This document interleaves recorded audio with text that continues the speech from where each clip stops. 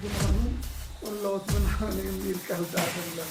የኔን ቋንቋ ካልተናገርክ እንደኔ ልብስ ታለበስ ከዚህ ባህር አላወጣህም አይነት ጨዋታ ማለት ነው።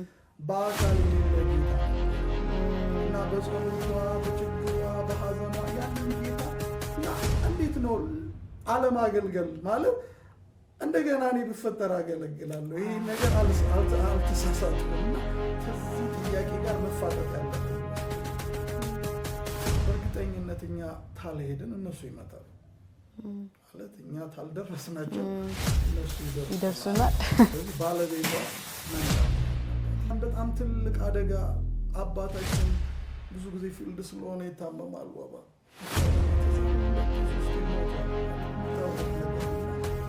እሷ ስትጸልይ ነው እነዚህ ልጆች ማሳደግ አልችልም ብቻዬን።